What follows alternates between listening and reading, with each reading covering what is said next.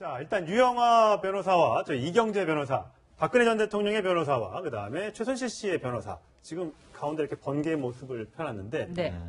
둘이 설전을 지금 벌이고 있다고 합니다. 오늘은 어떻게 될지 모르겠습니다. 오늘은 두 사람이 맞설 일이 없을 것 같은데 네. 계속해서 재판 과정에서 하면서 40년간 이어져 왔던 박근혜 전 대통령과 최순실 씨의 이 사이 관계에 균열 조짐을 보이고 있다는 내용이 네. 전해지고 있습니다. 일단 지난 월요일에는 최순실 씨가 출석을 안 했는데 그 대신 이경재 변호사가 이 네. 최순실 씨 측 입장을 대변했잖아요. 그런데 박 전 대통령이 한번 굉장히 매서운 눈빛을 보냈다고요. 그 사실은 노승일 부장이 출석한 재판이었기 때문에 네. 박 전 대통령이 노승일 부장이 주로 이제 박 전 대통령과 최순실의 관계가 보통 사이가 아니었다. 뭐 이런 증언을 할 때 박 전 대통령이 좀 불쾌감을 느끼면서 그 우리가 과거에 많이 이야기했던 레이저빔 쏘아보는 모습이 연출된 게 아닐까 이런 추정을 했는데 전혀 내용이 달라요. 예. 전 깜짝 놀랐는데 사실은 유영하 변호사가 피고인인 박 전 대통령 입장을 이제 변호하기 위한 이야기를 할 차례인데 자, 지금 최순실은 나오지 않은 상태에서 그때 꼬리표 다쳐 넘어져서. 네. 예. 그래서 이제 건강상의 이유로 불출석한다. 이 상황에서 이 변호인인 이경재 변호사가 대신 재판에 네. 참여하고 있는 거죠. 이 상황에서 이경재 변호사가 제가 좀 먼저 말씀을 드리겠다 하고 이제 발언 순서가 살짝 바뀌는 순간에 박 전 대통령이 사실은 재판에는 무심한 태도로 있다가 네. 고개를 들어서 최순실의 변호인 이경재 변호사를 쏘아봤다는 거예요. 예, 제가 사파로 그려봤는데. 네네. 예. 바로 저런 장면입니다. 예. 그래서 뭐냐. 그러니까 예를 들면 이 순서에 대해서, 절차에 대해서는 박 전 대통령이 좀 강박적인 집착이 있어요. 그래서 과거에 대통령의 메시지를 헌재에서 대리인단에게 보냈을 때도 대신 다른 재판관, 그때는 이제 이동흡 대리인이 읽었을 때 아니다, 이거 김평우 대리인이 읽었어야 되는데 왜 예. 이동흡 대리인이 읽느냐? 이런 것 때문에 좀 노여워했다는 이야기가 전해지기도 했는데 사실 재판정에서 공개적으로 이런 모습이 나온 것은 처음이라 이 자체가 그렇다면 최순실과 박 전 대통령 사이에 이제 뭔가 균열이 생기는 조짐 아니냐 네. 이렇게 지금 추정을 하고 있는 거고요. 저는 그것이 타당하다고 해석을 해볼 수 있겠습니다. 예. 네. 이 범죄를 이제 누가 주도적으로 했느냐 하는 이제 형량 정해지는 단계에 가면은 네. 지금보다 훨씬 더 박근혜 전 대통령과 최순실 씨 사이에서 공방이 벌어질 거고요. 그리고 이제 유영하 변호사의 그 성격이 조금 좀 까칠한 성격입니다. 네. 그래서 아마 앞으로 이제 재판 과정에서 이경재 변호사하고 아마 굉장히 심하게 다툴 경우가 많이 생길 거고요. 예. 네. 그리고 뭐 이런 표현은 좀 적당할지 모르겠습니다만 유영하 변호사를 또 뭐 변호인단이 다 사퇴를 하면서 남자 최순실이다 이제 이런 표현까지 했는데 유영하 변호사가 이제 어떤 팀플레이보다는 개인기에 의존한 변호를 많이 하거든요. 아, 네. 그렇군요. 그래서 아마 앞으로 이제 이경재 변호사하고는 법정에서 굉장히 많은 그 부딪힘이 있을 거다 이렇게 네. 보고 있습니다. 사실상 두 사람이 이제 공범처럼 느껴지고 있는데 한쪽에서 형량이 세지면 한쪽에서 낮아지고 이렇게 될 수 있는 겁니다. 그 공범이면 원래는 형식적으로 같은 예. 범죄형을 받는 게 맞는데 그 개개인마다 양형 사유는 다를 수 있기 때문에 형량은 양형 사유에 따라 달라질 수 있습니다. 누가 적극적으로 했고 누가 소극적으로 그냥 응대하는 정도에 불과했느냐 이걸 두고 나중에 균열 조짐이 예상이 되고 앞으로 실제 벌어질 것이다라고 예측하는 법조인들이 많은데요. 지금 증인 신문을 가지고 이렇게 설전을 벌였다고요. 내가 먼저 증인 신문을 할지 누가 먼저 증인 신문을 할지 이게 뭐냐면 재판 주도권을 누가 먼저 시작을 해서 누가 끌고 갈 것이냐 재판의 주도권과 쟁점과 주요 사실에 대한 입장을 누가 먼저 그 선점을 할 것이냐에 대해서 굉장히 중요한 겁니다. 그래서 한 증인을 두고 누가 먼저 증인 신문을 먼저 게시를 하고 남은 질문을 누가 하는지 여부에 따라서 좀 뉘앙스도 달라질 수 있기 때문에 두 분이 거기서 신경전이 있었던 것으로 보이고요. 그리고 이름 가지고도 신경전이 있었다고 합니다. 이름, 예. 그러니까 최순실이라고 유영하 변호사가 이제 호칭을 하자 이경재 변호사가 개명한 최서은으로 불러달라. 네. 사실은 본질적인 부분은 아닌데 이런 것들을 법정에서 현출하면서까지 서로 이런 모습을 보인다는 것은 유무죄라든가 그 유영하 변호사 입장에서 혹시 최순실 측에서 박 전 대통령한테 책임을 좀 몰고 있는 거 아닌가. 네. 그런 여러 가지 그 심리전도 있는 것으로 보이고요. 실질적으로 지금 나타나고 있는 양상이 두 사람은 같은 배를 탔기 때문에 저는 모든 재판 기록을 상호 공유하고 있을 거라고 생각하고 예. 변호인 의견서를 쓸 때도 두 변호사가 서로 협의를 하고 있다라고 추정을 했는데 재판 기록도 최순실 측에서 박 전 대통령한테 보여주지 않아서 예. 지금 그 부분에 대해서 조금 협조가 어렵다라는 진술이 나오고 있는 상황입니다. 예. 제가 볼 때는 형사재판에서 같은 배를 탔는데 조금 지금 결이 달라지고 있는 거 아닌가라는 생각도 듭니다. 예. 네. 저는 이제 손 변호사님 생각 맞습니다만 이제 조금 제가 좀 깊이 들어가 보면 이 재판은 검찰이나 이제 이 세관에서는 공모관계로 보지만 박근혜 전 대통령 입장에서는 공모관계가 아니에요. 이거는 내가 모르는 사이에 다 이루어진 일이기 때문에 네, 속았다라는. 그렇습니다. 네. 속았다는 심리가 있고 재판정에서 계속 처음에는 좀 긴장한 모습을 보였지만 지금은 그림도 그리고 작품도 하고 조는 모습을 보였다는 걸 보면은 이 재판은 남의 재판인 거예요. 아, 그러니까 남의 재판이기 때문에 내가 관여하지 않은 재판이기 때문에 무관심하고 있는 거죠 지금. 그렇기 때문에 말도 하지 않고 모든 것을 변호인이 이제 얘기하는 가운데 재판이 진행되고 있는 것이고 아까 이제 그 최순실, 최서현 이 문제도 최순실은 악의 이 화신이란 말이죠. 여론적으로도 굉장히 좀 불리하게 돼 있고 그래서 최서원으로 불러달라고 이 한 변호인의 얘기도 이제 앞으로 들어가서 싸울 만한 것의 서곡입니다 이게. 네. 예. 그래서 저는 그 박근혜 전 대통령하고 이제 최순실 씨 우리는 뭐라고 불러야 되나요? 최순실을 우리 불러야 계속 됩니까? 최순실 최서원으로 해야 됩니까? 네. 사람들한테 아직까지 최성원이라는 이름이 좀 낯설어서 일단 최순실 씨로 자, 부르고. 근데 네. 이 재판의 이제 공통점과 차이점 하나만 좀 짚어드리면, 자, 지금 이재용 삼성 부회장을 포함해서, 자, 박 전 대통령, 최순실, 그리고 이재용 부회장, 지금 뇌물 혐의가 입증돼서 유죄가 떨어지면 큰일이 나는 세 사람은 지금 공동 운명체예요. 그런데 이제 뇌물죄를 피하려고 이제 재판을 하는 거죠. 근데 뇌물이 만약에 무혐의다, 이렇게 되는 순간, 형량은 뚝 떨어지지만, 박 전 대통령은 그래도 다른 유죄들을 피해가기 어려워요. 뇌물이 무죄가 돼도 강요가 걸려요. 그렇네요. 그럼 네. 압박을 해서 강요를 한 거예요. 삼성은 어쨌든 강요받고 돈 냈다고 했으니까. 대신 공모자인 삼성의 이재용 부회장은 피해자로 이제 바뀌면서 풀려날 수 있는 겁니다. 뇌물 하나만 걸려 있습니다. 그리고 이 뇌물죄가 아니면은 자, 공무원인 대통령이 뇌물죄가 아니다? 그러면 최서원, 최순실은 그냥 무혐의가 되는 거예요. 뇌물 관련해서. 혜택을 받은 것을 국민들이 뻔히 알매도 불구하고. 하지만 박 전 대통령은 뒤집어 쓰는 거죠. 나만 강요죄야. 여기 또 블랙리스트, 이건 대통령하고 걸려 있죠.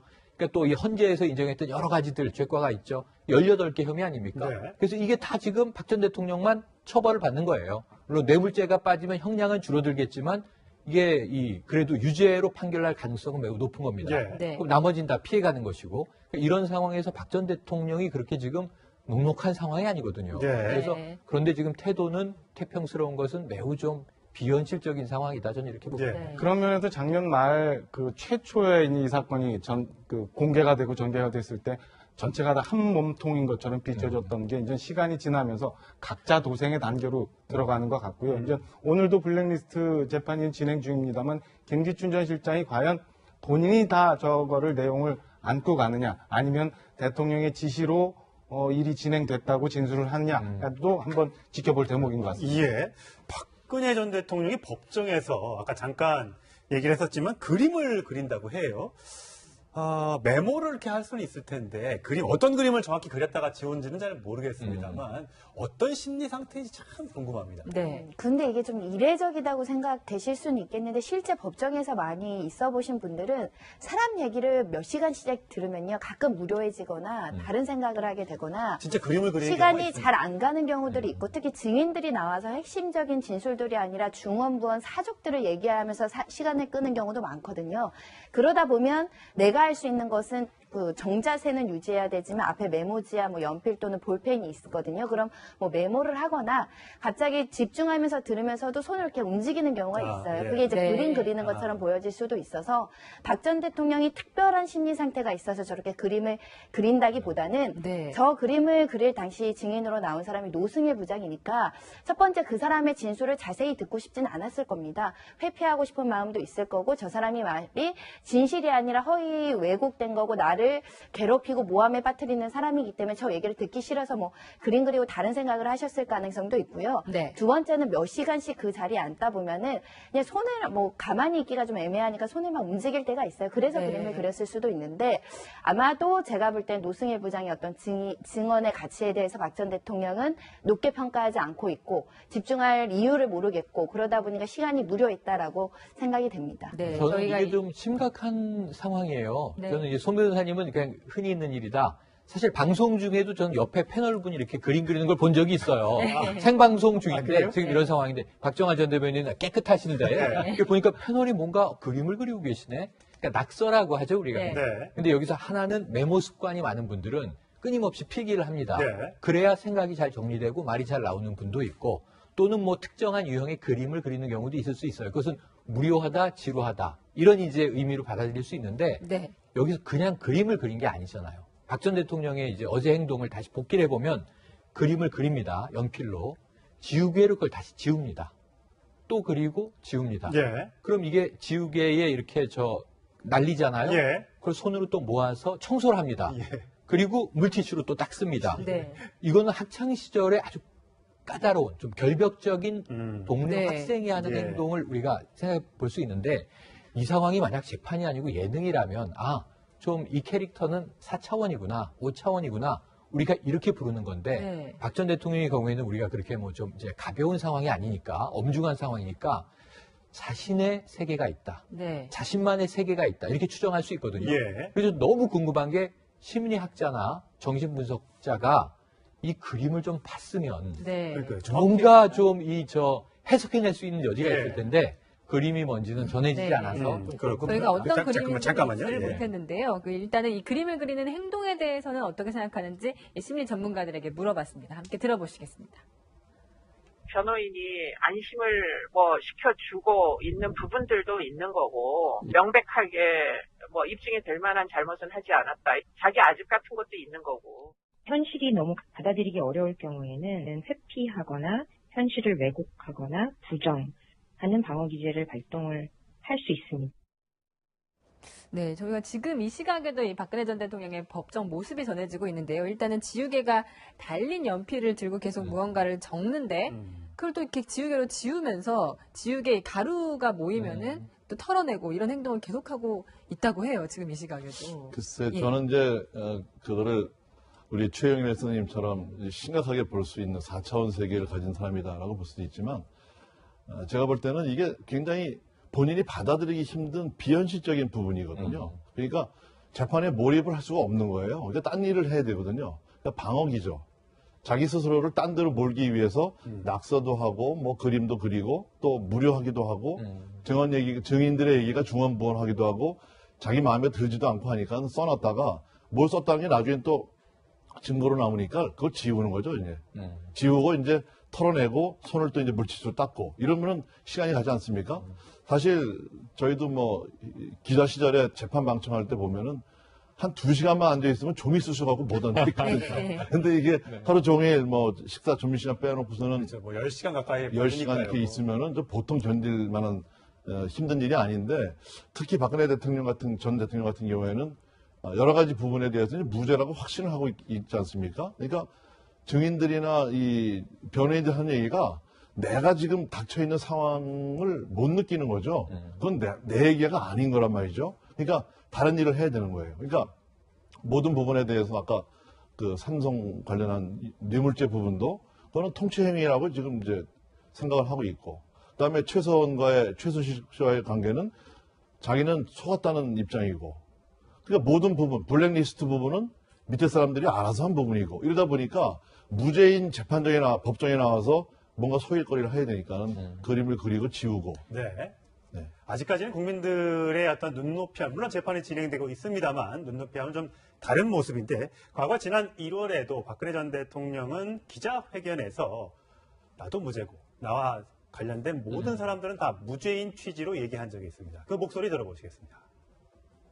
저를 이렇게 도와줬던 분들이 사실은 뭐 이렇게 무슨 뇌물이나 뭐 이상한 거 뒤로 받고 그런 거는 하나도 그저 맡은 일 열심히 한다고 이렇게 쭉 그동안 해온 걸로 저는 알고 있고 또 그렇게 믿고 있는데 열심히 일하고 휴일도 없이 일하고 뭐 그렇다고 뒤로 무슨 이상한 거 받고 그런 거는 없는 분들인데도 어떻게 이런 데 이렇게 날려가지고 여러 가지 고초를 겪고 있는 모습을 보면서 또 굉장히 마음이 많이 아프고 그래서 요즘은 뭐 미소 지을 일조차도 별로 없습니다.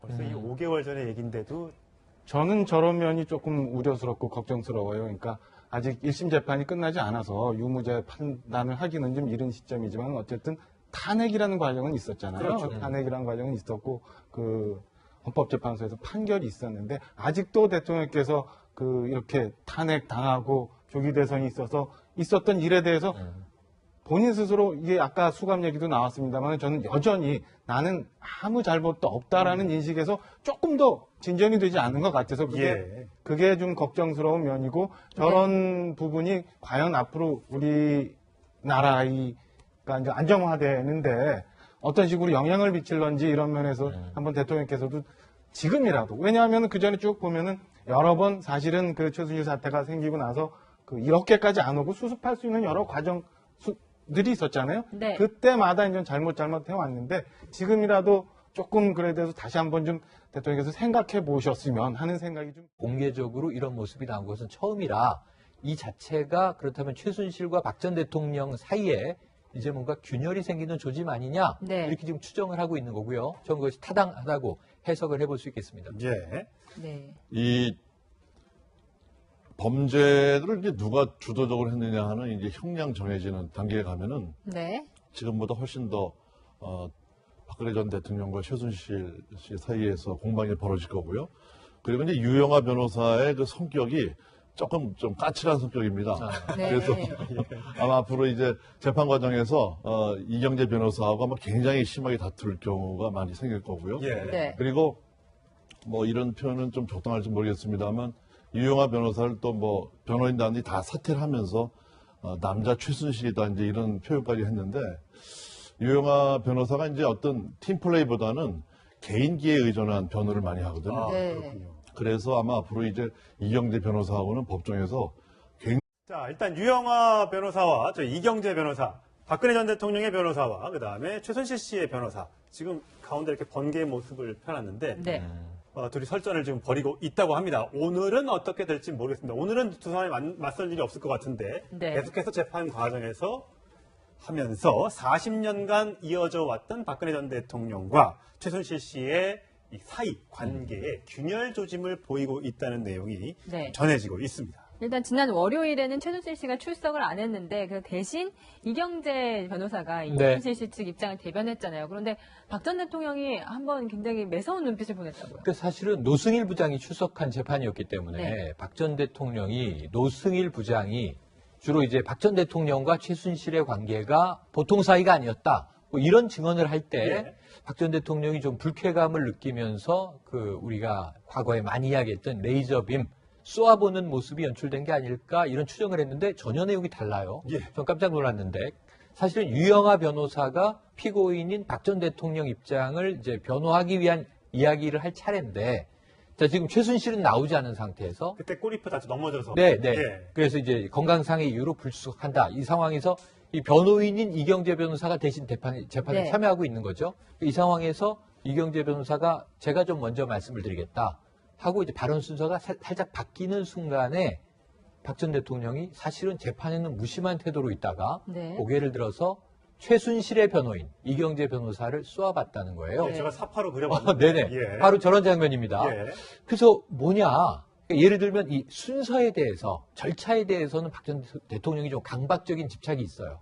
그래서 과거에 대통령의 메시지를 헌재에서 대리인단에게 보냈을 때도 대신 다른 재판관, 그때는 이제 이동흡 대리인이 읽었을 때 아니다, 이거 김평우 대리인이 읽었어야 되는데 왜 예. 이동흡 대리인이 읽느냐?